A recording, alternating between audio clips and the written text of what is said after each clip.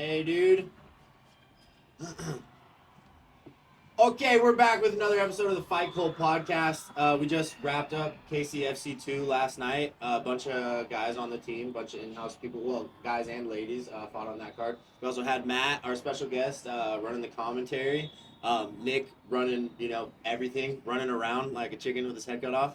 Cam in the cage, reffing, and it was a great event. So we're here to recap that, basically. Maybe get into some upcoming stuff.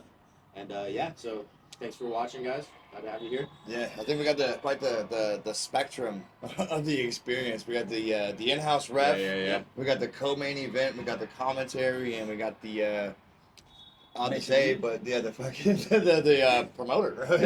Yeah. So I mean, I think it's going to be good time to kind of put a little context behind the event and stuff like that. I think it was a good show. It was with only being the second show and having everyone kind of come together. Dude, it was smooth. You killed it with refereeing for sure, man. Yeah. Like I really do. I mean, I told you last night. I think this is like a really good lane for you to occupy that capacity. Yeah. You do it well. You have a ton of experience, and that's something that a lot of these other refs may have a deficit in. Right. Like they may have dabbled a little bit, but you have an exponential resume, right? As far as like the rule sets you have competed in, amateur and pro, your ability to be active, like in there, right? You're not standoffish. You have no problem engaging with them. So yeah, I think you did that well. And then you coming down from Canada to come get involved, dude. Like I was stoked on that. So appreciate you, brother. Like, I'm stoked to get you in the mix, man. Like I was trying to watch the live stream, but I was like Nick just said, I was running around like a chicken with his nuts cut off and just getting it every which way. And the clips I did see with the commentary, I know that was good. And then the feedback I did receive from other people, I was told that you did well. So I want to say thank you. And then fucking Nick, man. That was fun, dude. Another fucking first round finish in your second MMA fight, man. That was fucking kudos to you, brother. Thanks, guys. You made us proud, dude. You made us bro. proud as our fucking going into your sophomore year under Team Synergy, man. Like I'm pretty stoked to see that. I thought that was a good way to kind of set pace and tone for the year for you. I know you got another fight coming up this week with with Cam. with our ref, So we're doing cool things, man. right? So I'm stoked on that. Yeah.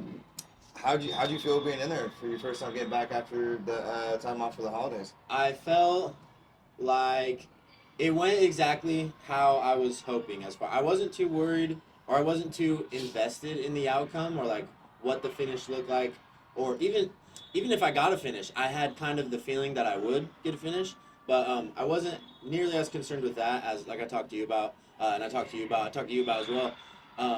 I was much more concerned with just my composure and my comfortability, and getting out of trying to be so perfect and everything. And I think I executed well on that front. That made me really happy. That was the start to my second year that I was looking for. So.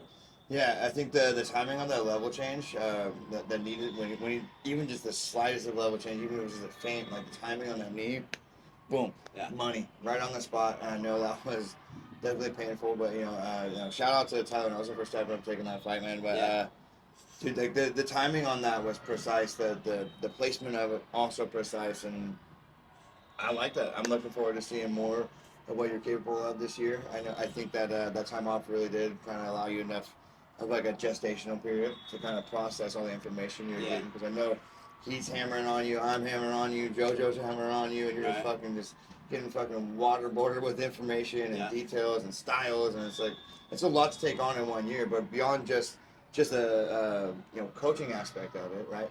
Or the being the student to so many coaches and different styles, like you're also getting thrown in the mix in this. You're filling different roles that most people wouldn't do within the first year and a half, 2 years, dude. Like you're running interviews. You just interviewed Gabriel Varga for the podcast. Right. That's pretty fucking dope. You know what I mean? It's like that's cool. You're getting swamped with things, man. Like you're getting hit with the fighting capacity. I know you're running the kids class now, so you're in the coaching capacity. You're here in the podcast. You're in this capacity. Right. You're doing a lot of shit, man. And one, proud of you, brother. Thank you, doing good. Thank you. Love to see it. I like to see you like really commit and lean in, dude. And I think you're a good asset to the team. I'm stoked to have you in, and I think that Cam will probably agree. You're a good training partner, man. Thank you, bro. I appreciate you guys like believing in me, bro. That's something Mundo was talking about it the other day, and pretty much everyone that comes around, they all feel the same thing. You guys believed in me right from the jump, and not just believe that I could be, you know, decent at this, and also help our guys in the training room, but also like believed in me that I wasn't full of shit, that I did want this, and so I appreciate you guys just putting me in position to be able to do all this shit, dude. It feels awesome. Nick and I were talking last night. I think, you know what I mean? I've always kind of been like a fight nerd. I've always loved watching this shit. I've always pictured myself doing it, but I always knew as well that if I was gonna do it, I wanted to do it for real. Yeah. Like I wanted to live it. And 1 year in, and like you said, we were running this podcast. I'm a part of a solid fucking team. I get to meet people like Matt. I get to meet people like Gabriel Varga, Nick Hemmers, like living the dream right now. Yeah, man. Yeah, it's dope to see. I try to. Dude, we weren't in this kind of position when we started. We we're 2 years in, dude, and going into our second year, spoiled, dude, bro. I got bro. You're definitely spoiled, but but you still remain humble, and it's like, and to kind of attest to that, I'll even bring up the fact that, day of weigh-ins, dude, you were here till 1:45 in the morning. It's pretty late. You know what I mean? Helping Mackenzie Rahalme make that weight, dude. So like, kudos to you. But that also speaks volumes to your character, your humility, your commitment to the team, and the all these little functions that you're operating in, dude. So that's dope to see, dude. Because most people are very selfish, and this is a very selfish sport when you're competing actively. So to still maintain some capacity for others throughout that time is dope, dude. So I fuck with that heavy, dude. I think that gives people something to believe in. You know what I mean? Like, there's a way that everybody has a way of fighting, competing, what their goals are moving forward. But when you are willing to be as selfish as you need to be when you need to be, but also as gracious and giving when the spotlight isn't on you and you don't expect the spotlight, it kind of just bestowed itself upon you. You know what I mean? And like, you don't like, oh, it's mine and only mine. You do your best to give when you can. You're staying late. You're helping everyone. Armin's a great example of that. You were staying late with him, helping him out a whole bunch. I think it's cool to see, like I was telling him before we started this, it's cool to see that like everyone that what we have gone through growing up, I'm watching you guys learn it, and then not just learn it, but like make it yours, and then also giving it to others in the way that like I enjoy giving what I've learned to you, and then watching you either implement it or explain it to someone else helps me. Like, oh, it's the each one teach one, and that's something that we've always been about with our team. You know what I mean? We've never done well with people who have like solo I egos. They've never lasted very long with us because we're such a tight-knit community of guys and girls that like we want everyone to feel like, oh, it's your turn, oh, it's your turn, oh, it's your turn, oh, it's my turn. And then when it becomes that person's turn, we all gravitate to whoever's turn it is, and then we give it sparingly as well too. So I think it's just something that's really cool to watch with all of us. You know what I mean? Yeah. Like, as an outsider, something I can attest to, like what I see, you guys can lead in a different way than you can. You're in different positions. Like, you guys have the authority as coaches, but to be an active athlete, you're coaching the kids, and to be around helping creates that culture. Yeah. That's huge for a team, man. Like, that becomes the backbone and the spirit of the team, and you lead by example, and you'll see the guys coming up. You're like, Nick's doing that. Nick's doing well. I'm going to do the same thing. Yeah. And I'm sure you've noticed, the more you coach, the better you get. Yeah. Right? Nick and I have talked about this at length, man. It definitely helps. And I appreciate that compliment as well, because growing up, football was my main thing, but I played quarterback specifically, which is like a slightly different position than every other position in football. And the team aspect, when I was on like successful teams and I felt like I had like a really big part of it, it was when I was doing kind of what you were saying, like kind of the spotlight is just kind of on you a lot of the time when you play quarterback. But in order to be successful, man, I had to like lean into how I'm playing is gonna make an impact. Correct. But it's not going to like be the thing that makes us win or lose. Like, I gotta get everybody on the same page. Yeah. And so I do my best to like remember those lessons that I learned playing ball here in the practice room. Like, I can't, from the jump, I I was thinking, I may not be as skilled as some of these guys, so there's going to be a ceiling for how much I can really um, bring to the table in that regard. However, the effort I put in, I am in full control of, and that is super contagious. So I appreciate that comment, and that's something that's really important to me, and I tried to do well at.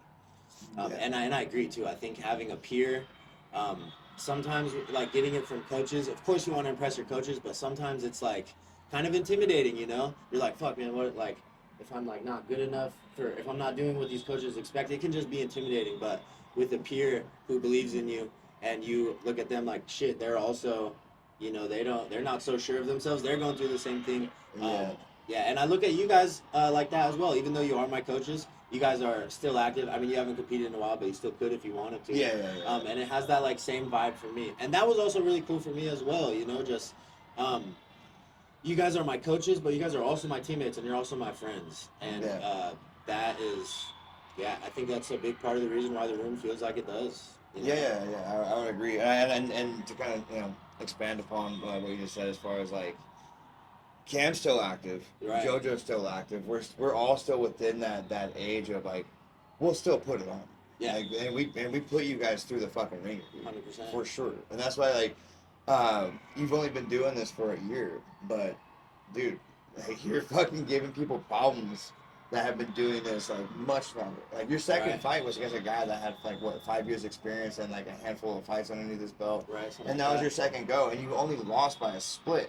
And I guarantee you that if you ran that back, results would be completely different. Yeah. Completely different, right? I think it'd be a different fight. Yeah, and like Cam does a really good job of throttling how he fucking treats everyone appropriately. So does JoJo. So do I. So it's like you're getting just enough of a test to see like the pressure, the volume, like the realistic looks, so you can actually develop the right responses within the nervous system to deal with and mitigate the threats that you're going to deal with in a live scenario. Yep. And most places don't have that. Like most places, either the coaches are really old or incapable, right? So it's like, or both, fucking A, right, or both, man. So it's like to have a place where you have, not only do you have an incredibly competent group of guys, but you also have a very capable group of guys throughout all different fields, right? And that's what I was talking to you about this. I was like, we all drill the same shit. Yeah, this is what I was gonna say. The perfect, like, you guys are on the same page. Yeah, we were talking about that before you got here. It's like the synergy. It really is. Heyo. It really is like a synergistic flow of like how we operate, man. Like I don't know how many times we come in here and I'm like, "What are you working for?" They're like, "Oh, that's funny because That's exactly what I was working on. what I was gonna work on." So and it's like we don't like, hey, like we're not always like on the phone like talking about. Actually, never. We just kind of show up and like, oh, that's what he's doing. That's what I'm doing, and it helps because the way we coach is different. I can be really stickler on the really like fine details of making sure everybody gets these things perfect. I'm not saying that he doesn't, but I get very anal about it. I want to make sure that every step of it is correct because if it's not, as Nick is saying, I'm a coach. Although I'm a friend slash teammate, I'm a coach to most of them, and it can come off as intimidating or a little bit off-putting. Where I'm like, no, you're not doing it right. You're still not doing it right. You haven't done it right yet. Then you finally do it once. And I'm like, thank you. Now do it again. Nope, you failed. Keep going over and over and over. And it can. I imagine that feels pretty daunting over and over and over again to have someone that like you can't. Unfortunately, you have a pro and a con of I am still an active fighter, but I'm also a coach. So you can't give me the attitude that you would to a different coach because, like, if you give me attitude, cool, we'll figure it out. Yeah, you know what I mean? So like, there's a level of like, fuck, he's still on my head. Oh my god, he's still on my head. But then to watch you guys be able to, we're gonna jump off of this one and talk about Erica real quick because that was by far the fight of the night, or at least performance of one of our athletes. You know what I mean? Like, she's someone who.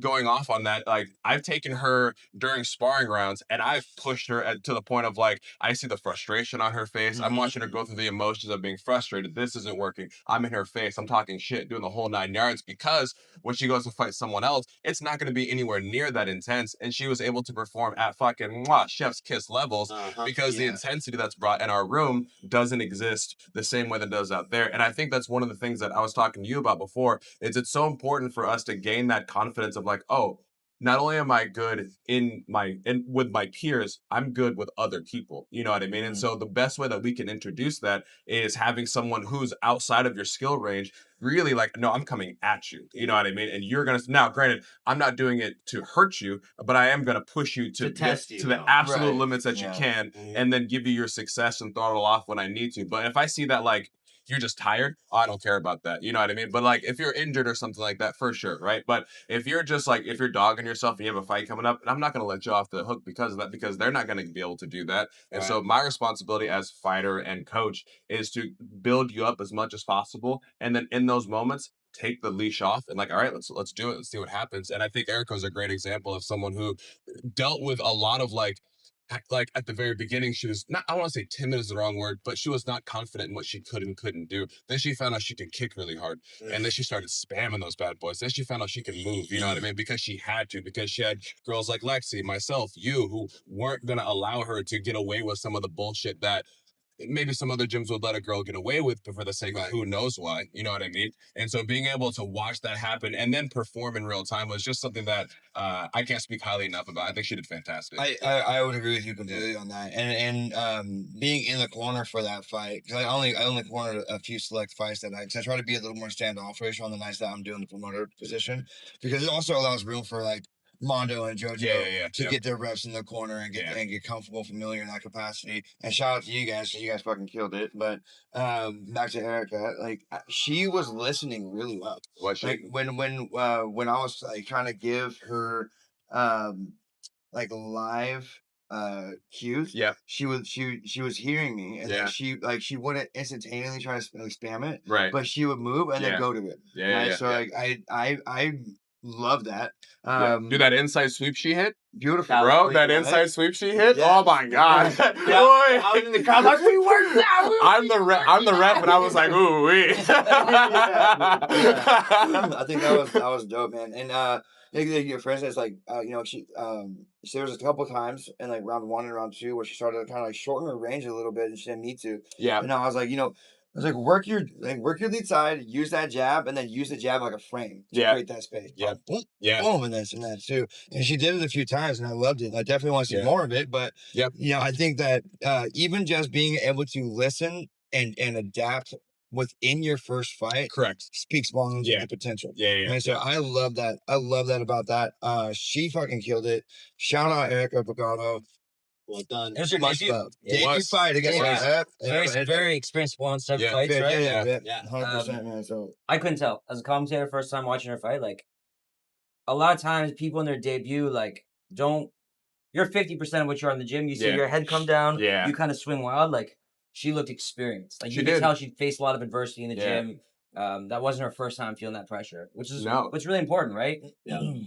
You know what's crazy too, man, and like just piggyback on because we were talking about this beforehand too.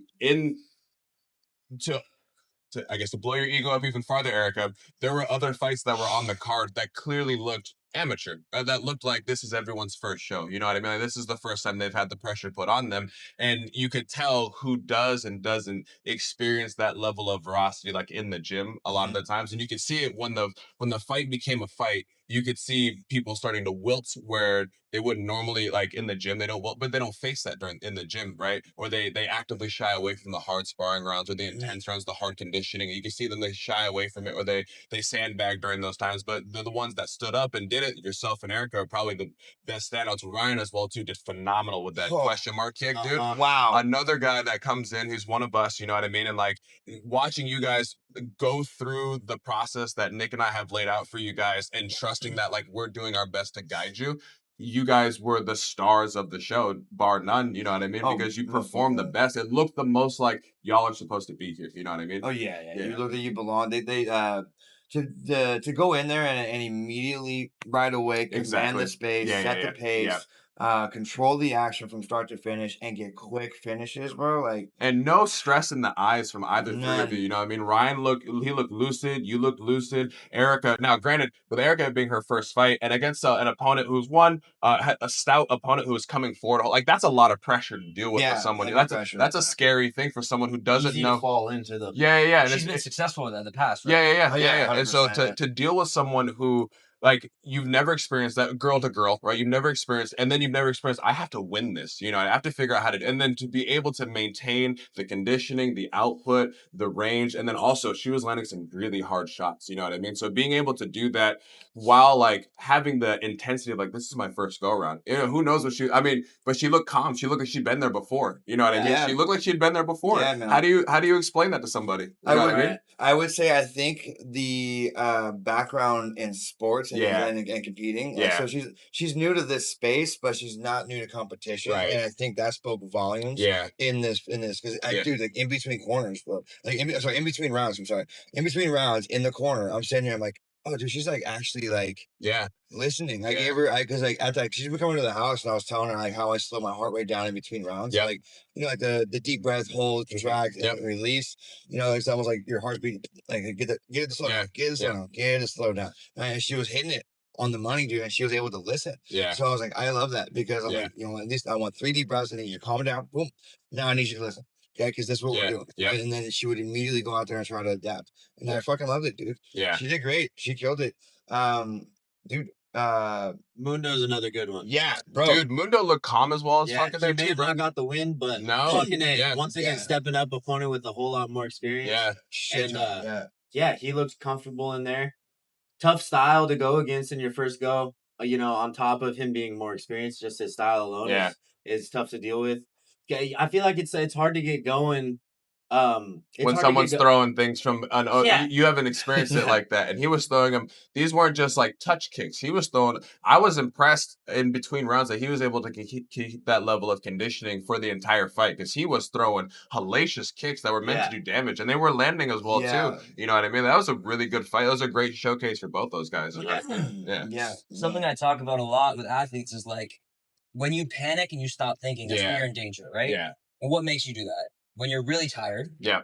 When you're really hurt. Yeah. Or when you see some shit you've never seen before. That's what it is, yep. And I could see him, he's never felt with that shit before. Yeah. It looked like to me, but he managed to keep his composure. Yeah. You know, he wasn't super successful with his game plan, but I talked to him after, he's like, I was just trying to close the range and box. Yeah. Because I couldn't. And that dude's a hell of a kicker. The guy's used to hell of a kicker. As a kicker, it's like a southpaw fighting an orthodox fighter. Yeah. He's used to guys trying to close the range. He has strategies for that. Yeah. Mundo's not really dealt with that. Like, for a debut fight, man. Yeah, that's a hard adjustment to figure out too. You know what I mean? To be able to understand, like, oh, I'm gonna have to eat a couple of these, and then once I get in, I have to stay in. You know what I mean? And that's not something that like that's just no disrespect to Mundo, you know, but having never experienced like, oh, I have to bite down and go all the way in, and like it's got to be all in from the moment the bell rings. My head is in his chest, and I'm swinging from there. Like that's a style of fighting that like we don't. It's not a technical fight, you know what I mean? And it's not one that's innately, you can't really coach. My forehead is in your chest and I'm digging you the entire time. That's just, you got to figure it out. Make and it ugly. Yeah, and that's one of those things that I was talking about beforehand was like, there's some of the things that exist in coaching that Nick and I are trying to coach with you guys, where if we could avoid having to have those hard learning lessons in the middle of a competition, if we could skip over that and just get to the part where you're successful, that's the best case scenario. Does it always work out? No, because we see something like that fight with Mundo where like, how do you tell someone who's never experienced that this is what you got to do, and then you have to trust that's gonna work. That's a tough spot to be in. But Mundo, I thought he did fucking great, man. I thought he did fantastic. I agree. And I spoke to him afterwards. And I was like, look, man, like one, I was like, you fought a well fought. You fought really well. Incredibly well, especially for your first fight. Yeah. And against a more experienced guy that I even work with hands on at the house on a regular basis. So I'm like, dude, like I know Manny's tough as fuck. Yeah. I know he's skilled as fuck. So I was like, dude, for me, I was like, to even feel comfortable putting you in there says a lot. Right? That speaks volumes to what I think you're capable of. But also like, you know, I was like, dude, Manny will even tell you that was one of his toughest fights. It was a great fight. I mean, and I've watched Manny compete at nationals, and he placed at nationals. He dogged on guys at nationals. So, like, I'm like, bro, for this to be your debut fight against a dude that's a black belt in Taekwondo, owns his own gym. Great coach, by the way. And you know, has competed on a national level, has multiple kickboxing fights here locally on good shows such as like Jason's up at All City Fight Night, and where like that's like Jason's only bringing in top tier talent to compete against. So it's like that was your first test, and you Right. did incredibly fucking well. Like, Right. don't beat yourself up. Yeah. Like, you did fucking well. But I told him, I was like, the reason I wanted to push you with that instead of someone that was 0-0, Yeah. 0-0, you would wash. Yeah. You would dog walk, and you Yeah. would learn nothing. Yeah. But putting you in against an adversary like Manny, Mm-hmm. that's gonna wake it up. Yeah. That's gonna show you like what you need to do now. Yeah. To really evolve as a fighter and really complete the process into like transcendence. Yeah. Right. Like that I think is gonna happen now. Like I was saying, it's like our metaphorical ceiling we all reach as a team, and now it becomes the responsibility of the team that we've created, you being one of the leaders of that team, to like, okay, this is where we are, this is where we can go. It requires this much effort to get there, and it requires even more trust in Nick and I that we're gonna guide you guys.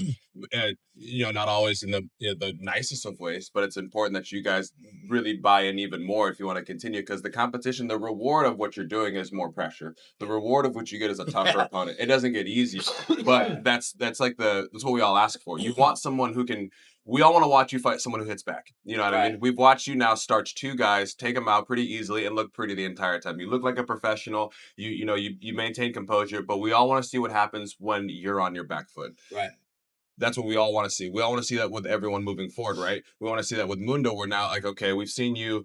I watched him read his opponent. You know what I mean? I watched him figure it out, and I watched him try to figure it out. Now I want to see what happens when he can figure something out. I watched Erica beat somebody who was coming forward hard, and I want to see what happens when she fights somebody technical. You know what I mean? And the only thing that we can do now is we have to raise the standards, because the next person you guys are going to be fighting, you this weekend actually, is going to be someone that like, oh, they fight back. You know what I mean? Right. And we all want to watch. We all want to watch what happens when our athletes fight someone who fights back, and it looks like this is what fighting can look like. A lot of people have this idea that fighting is whoever hits first, which is true to some extent. It is damage over time. Like, that's a big part of fighting. But when it becomes an art, and it's like 2 individuals that are in there that are scrapping, and it looks like this is art.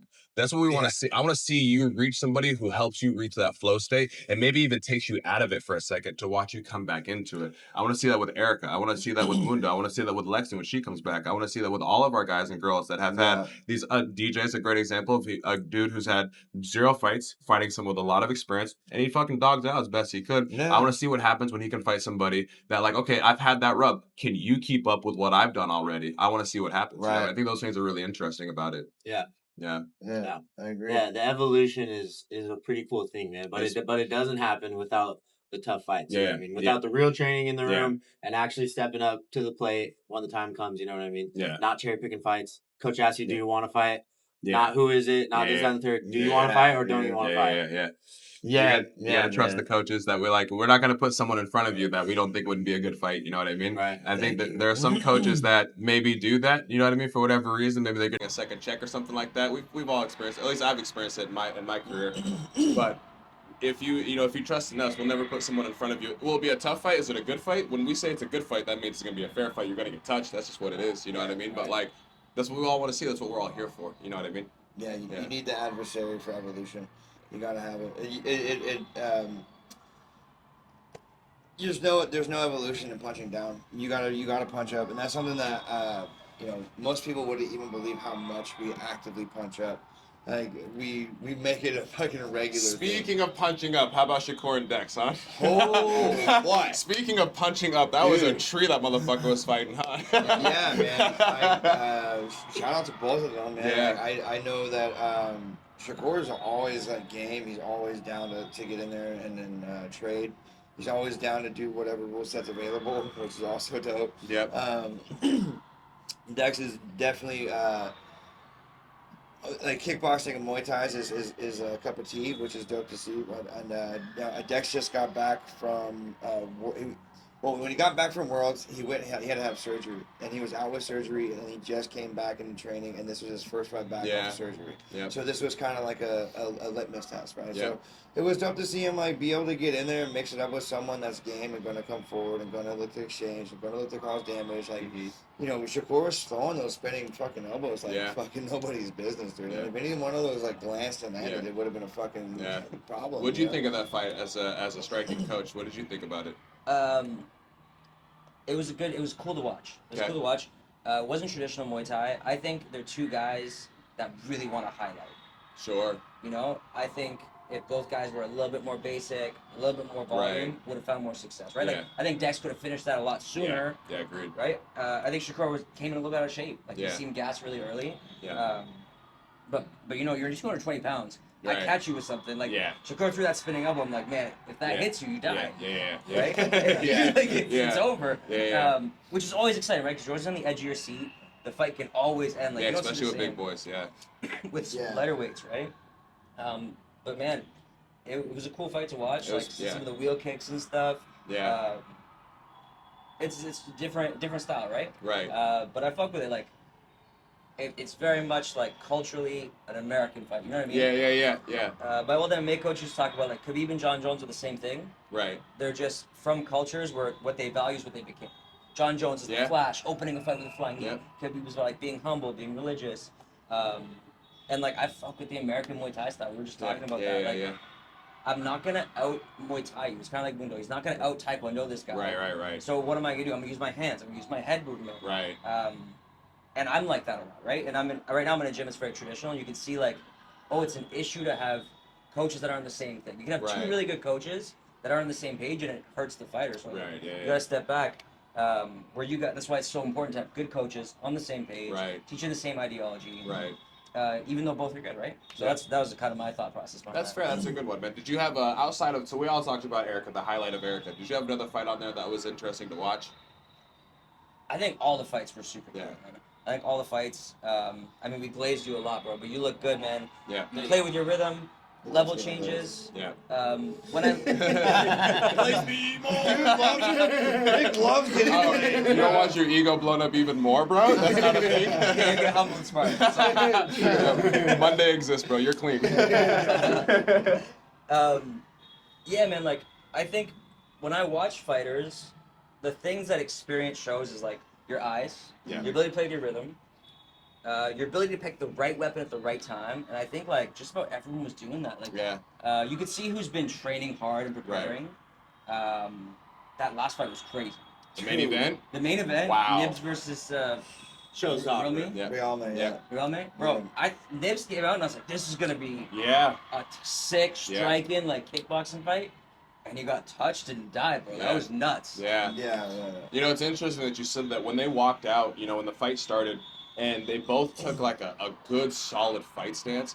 I took about 3 steps back because I was like, oh, these boys are gonna need their spaces. This is about to be a scrap. You know what I mean? I was so impressed at their ability to. They were measuring each other, reading each other. They were touching with the jab. You know what I mean? That looked like a really good fight up until it wasn't, right? But up until those moments, I was like, well, this can go any way. I want to watch this as a spectator too. Now, granted, I have to ref it, but I was like, oh, let me give these boys their space. This is about to be a real fight. Let me see what happens. I'm so happy that you put that fight together because the moment that fight started, I was like, we all, for a moment, the crowd got quiet. Because we all saw like, oh, this is about to be a fight. Let's watch this fight play out. You know, and the crowd usually on some of the fights where it's not as technical or like the feeling isn't as intense when the fight starts. You know what I mean? People start talking. You know, they're on their phone, they're doing whatever. But for that main event, silence. Everyone just wanted to see like, what are these two boys about to do? You know what I mean? That was awesome to watch. And dude, like I was fucking in a state of shock.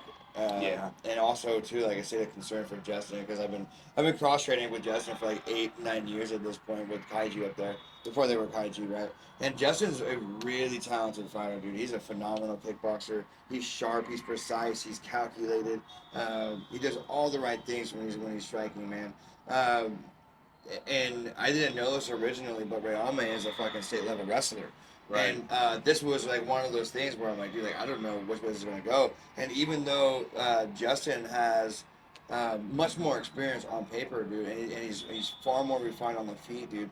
The idea of the threat of the takedown really offset that fight. And I think that Ray Alme, dude, this is what's crazy.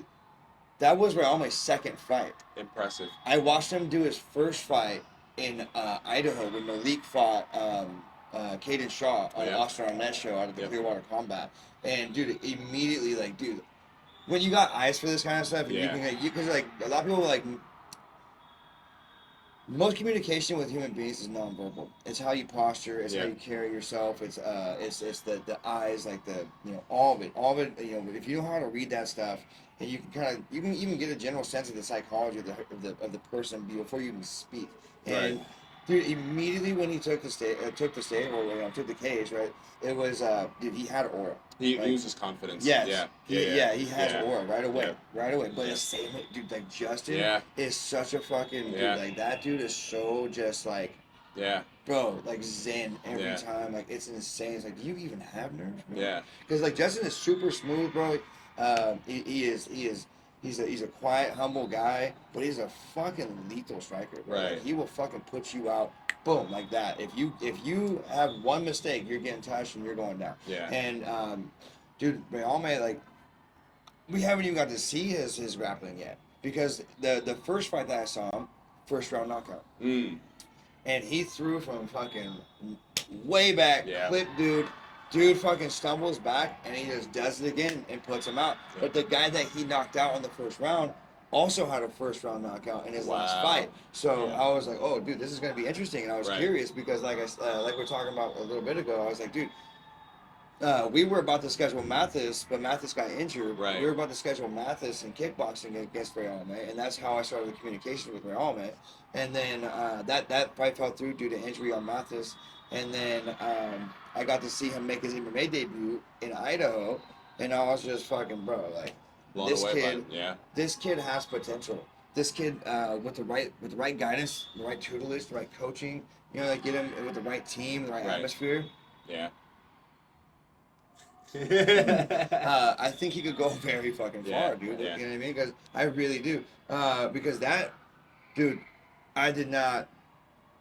I thought both fighters had a route to victory, but I did not expect that at all. Like I really didn't. I did not think that was gonna. I thought I saw a mouthpiece come out too. To be honest with you, when he went down, I'm pretty sure I saw the mouthpiece and everything out. That was as flat as someone could be. You know what I mean? And that's the first time I've ever seen Justin get touched in the 8 or 9 years that I've known him, bro. Not in the practice room, not in competition, and that fucking shocked me. I was like, holy fuck, what the fuck? Yeah. What the fuck? Yeah. Like, whoa. It was such a bad knockout, the crowd didn't cheer yet. Bro, everyone was took the air out of the Yeah. That's a showstopper. You know what I mean? That's the definition of coming to the moment, and then laying it out there, and the entire crowd was like, "What did we just watch?" You know what I mean? Like, that's an insane feeling to have on a big show. You know what I mean? You got everyone watching you. It's just you're showing up on your own. You said, "Cool, yeah, I'll go and scrap. I believe in myself enough," and then to just all the air gone in one moment. Yeah, that kid's got some fucking balls. We like that. Yeah, the commentary. I had my like Joe Rogan ass moment. So like the headset was like a second behind. Yeah. And I screamed so loud I like deafened myself. Holy shit! Yeah, that was a moment, man. Yeah, man. Dude, to fucking say fuck it and just take the chance in your second go in a main event title fight against a much more experienced striker. From a notable gym on this side of the state, Kaiju, because Kaiju is really good. I tell everybody all the time, like, if you're up north, hands down, like, Kaiju's probably your best bet. And then if you're down here, like, it's pretty clear. Yeah. You know what I mean? But it is pretty clear. You can only ignore it for so long. But that's why a lot of people don't really want to scrap us. But you see, like, everybody that we had debut were fighting more experienced fighters. Yeah. Much more experienced fighters. Yeah. But Realme is one of the, I was talking to Nick about this, dude. I was like, bro, I really think, like, the ideal coach for Realme would be you. Appreciate that. I really do think that. Yeah. Because, like, I know that, dude, like, you got fucking crazy power. Mm-hmm. Like, you generate force that doesn't make sense. And it's like, I see a sprinkle of that with Realme. Yeah, we tightened up some of those punches, you know what I mean? Right. We put a combo behind that together because, you know what I mean, we were throwing ones at a time. Now, granted, they were bombs. He had rocks on the end of sticks. He was sledgehammering those shots. Yeah. We tightened those up a little bit, put a 6-3-2 on that bad boy. Good night, you know what I mean? He's not only is he a terrifying fighter because of his ability to grapple, but we tighten up those strikes. Because at some point, like we were talking about earlier, someone's going to hit back. Someone's going to not be scared, you know what I mean? And if we get caught with wide punches, I mean, we all know a straight line beats a curve all the time, you know what I mean? So in those moments, we want to make sure we tighten those punches up, man. He's going to be, the ceiling is really high for him. You know what I mean? And he's 22. Yeah. 22, bro. Yeah. 22. 22, 2 fights in. You know, it's Two highlights. 2 highlights back to back, bro. And explosive, Yeah. explosive, Didn't even break a super sweat. athletic. Yeah, bro. They even got And, sweaty. Yeah. and bro, and like I said, Nick was in here helping him cut weight until fucking 1:45 in the morning. You Nice. made way to 8 a.m., right? Yeah. So he made weight day of Yeah. at 8 a.m. And then came in and did that. And then still finessed like the energy to fucking get Yeah. like, bro, that right That's- there like That's this. You know what I mean? Bro. Yeah. And he had That's- no wake up protocol. From what me talking to him, like he didn't Right. cut carbs, didn't cut salt, didn't water. He just showed up. He just Yeah. fucking. He just showed rid up that and shit, did. bro. Yeah. Make There it we feel like go. that's awful. Yeah. Yeah. Terrible. Yeah, it was even mid cut, Bro. bro, we were like an hour and some change into the cut doing our second session on the pads, and I was just like feeling his power as I'm holding him. I'm like, holy fuck, bro. Yeah. If you're like this now, Yeah. what the fuck, Yeah. dude? Yeah. Whew. We I like. wonder how he rehydrated. I wonder if he like. He had did gummy bears or carbs. something. Yeah. He just sat there like this, dude. He was like, "I'm gonna do this." You know what I mean? Yeah. He said he did it to help out his opponent. You know what I mean? That was the reason. But he was like, "I'll cut weight on the day of to make it more fair." You know what I mean? And Nick's brought up a good point, dude. Like he is like very, he's more self-aware than people might understand. Like, but once you start speaking to him, you're oh, dude, like homeboy's got like a pretty good like awareness level on, and I'm like, dude, like that could go a long way, dude. Like with the Yeah. with the right team, right network, all this other stuff, like we can like, dude, like I really, he was talking about potentially moving over to this side of the state and working with us full time, and I would absolutely fucking love that. Yeah. I was like, dude, you will be welcome with open arms. Yep. You'll be taken care of. You will get all Yep. kinds of opportunity over here. So yeah, I mean clearly like Your I told him, coaches will show up to fights and actually corner you. That's crazy. 100%. That's what Showed up happened. without Dude. coaches. showed up with no. He drove over here by himself. With it, well, not by completely by himself, but he had his roommate. I think his roommate, his girl, and his roommate's girl. I think. So like. Yeah, coaches. nobody. Yeah, nobody. No team, Yeah. no coaches. Said, fuck it. Yeah, I'm gonna drive to the opposite side of the state, fight a kickboxing champion in a fucking Yes. main event title fight for my second go. And then said, "Fuck grappling." Yeah. And then I was said, talking to him yeah. too, and he And was said, dude. "Fuck He was it." so Yeah. interesting. He was talking to me about like what I was thinking for the fight, and we were just talking about back and forth. And yeah, he was like, I don't know, man. I know he's a good kickboxer. He's a better kickboxer than me. If I was him, I would probably like chop my leg and try to stay at the end of my range, end of my shots, and expect the shot. But I don't know why, bro. But I don't really want to wrestle this guy. I just want to fucking slug it out. Yeah. And he's like, don't get me wrong. If the shot's there, I might take the shot, but I really don't want to. And I was like, Yeah. fucking A, bro. The belief, Dog. like you said, he's got some good awareness, some really good awareness, like impressive awareness, but also the self belief. Like, Yeah. And talking to him too about his situation.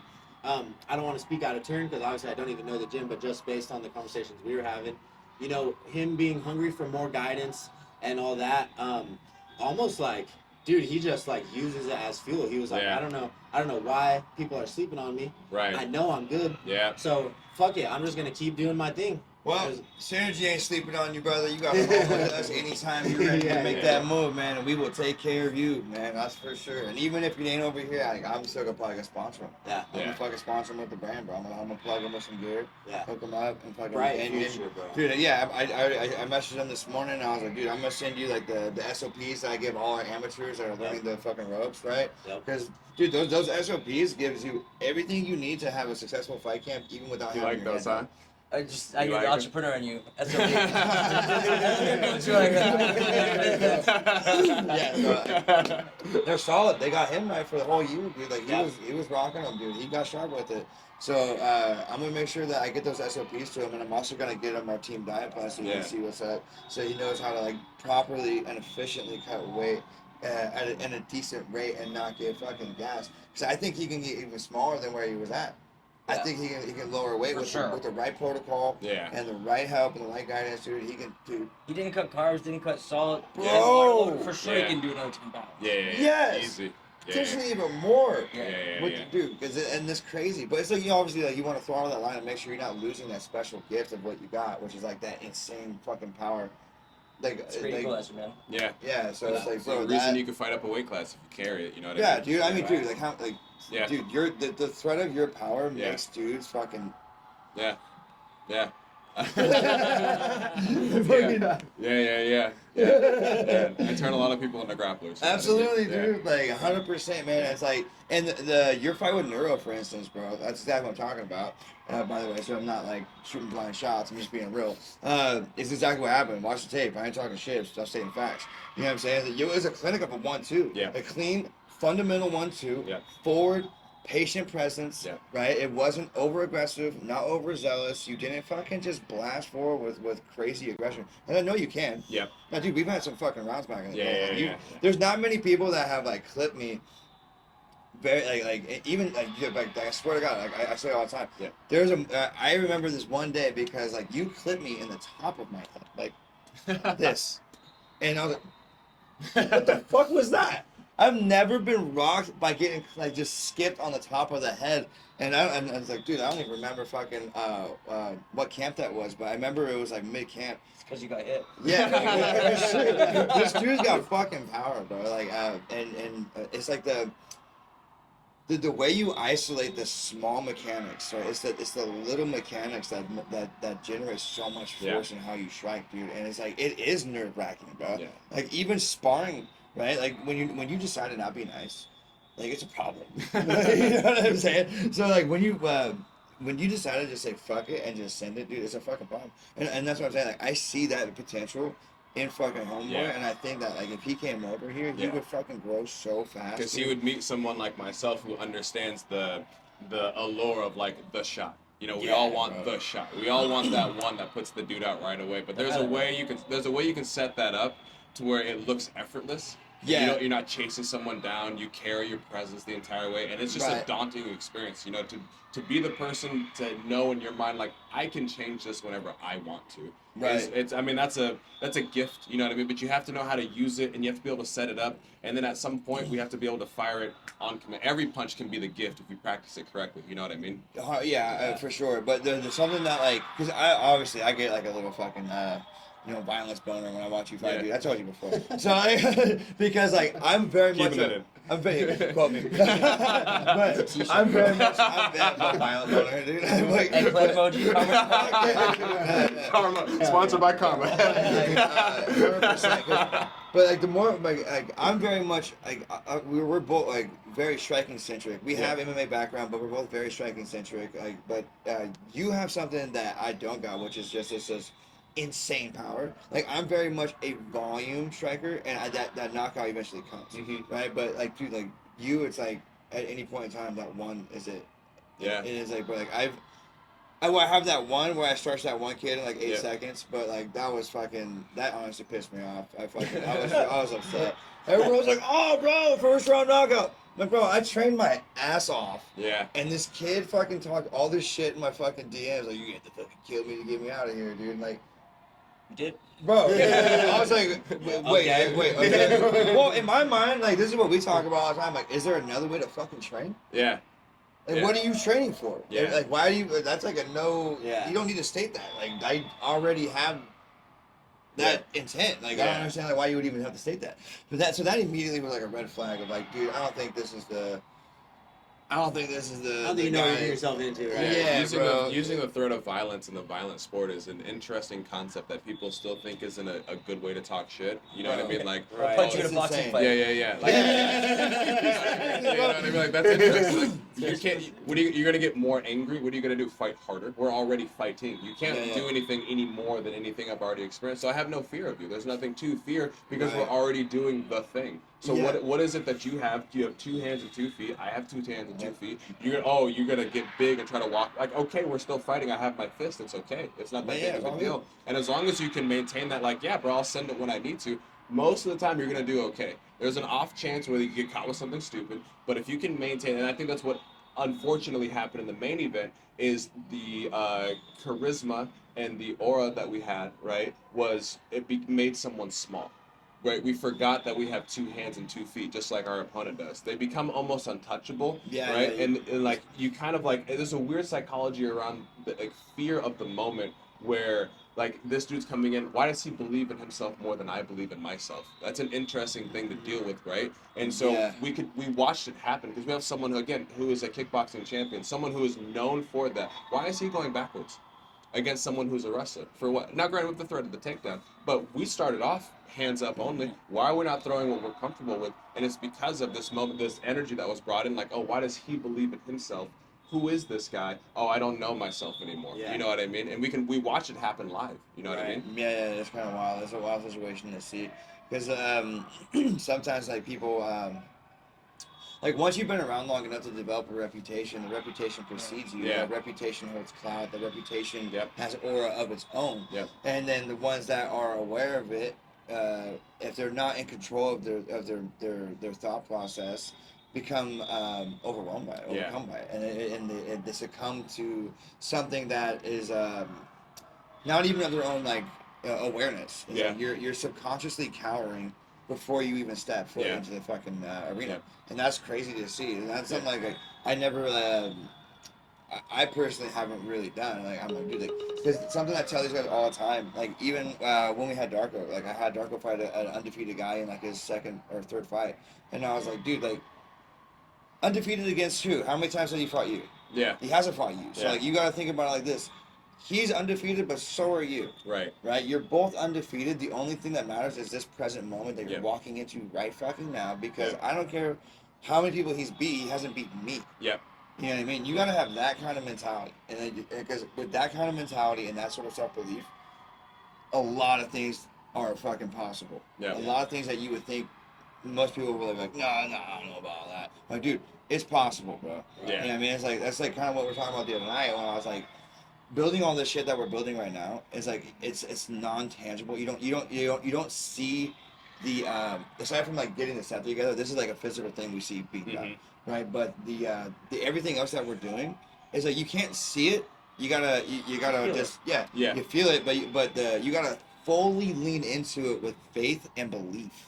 That's the only way to continue forward on that path and that trajectory course. So it's like, bro, a little bit of self-belief goes a long way. Now, there's some people that have arrogant self-belief, and it's pure delusion. I think that's a false belief more than anything. I think that's the arrogance comes from a place of insecurity, of not confidence. Yeah. Right. 100%. It's almost like we build in our minds that I've already been tested, even though you haven't been tested, and that reality can shatter really quickly when someone does test you, and then all of your ideas of how the fight was going to go. A great example of that, I was talking with DJ. This is anything that he's talked to me personally, so it's not that big of a deal. Was he had in his mind how the fight was going to go, and then when the fight happened the way that it did, he was so shell shocked by what was coming back at him that it forced him to like, oh, what am I going to do with myself now? And that's just something that, like, I'm sure you're going to want to touch on this as well too. But like that's something that like athletes, fighters in general, have to learn to wrestle with so often, that it's probably the most important part about fighting.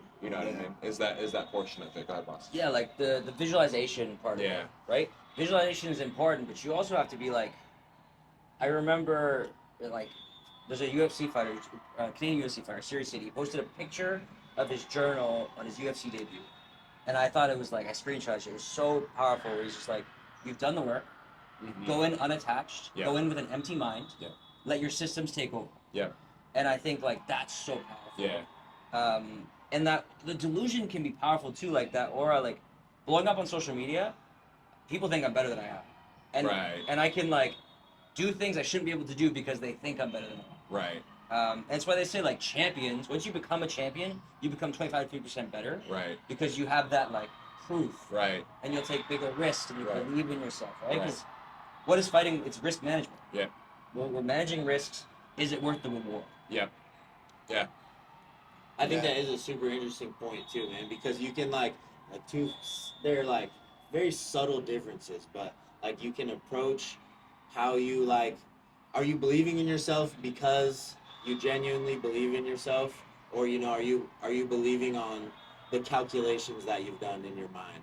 You know what I'm saying? And like that main event was a perfect example of that. I think, you know what I mean. I'm not trying to be disrespectful towards Justin in any way, shape, or form. Nothing but love for us, right? But it seemed like from Realme,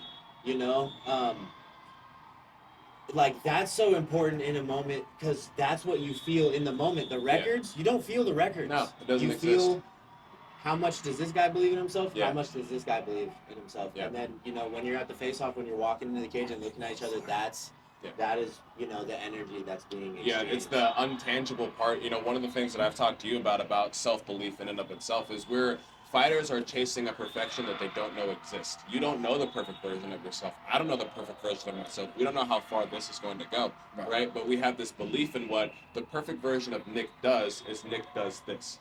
The perfect version that you believe that you can accomplish is you wake up at this time and you do this. Then from this you do that. And every step you take in that direction, you keep reaching farther and farther to this person that you don't know that exists, but it can show up when the time is right because you've achieved all of the little things that give you, I call it a Rolodex, right? So a lot of times when what I believe when people get tired is when you've run out of ideas in your cortex of thoughts process, right? You've run out of Rolodexes. This didn't work. This didn't work. This didn't work. This didn't work. This didn't work. What do I have left? I don't know.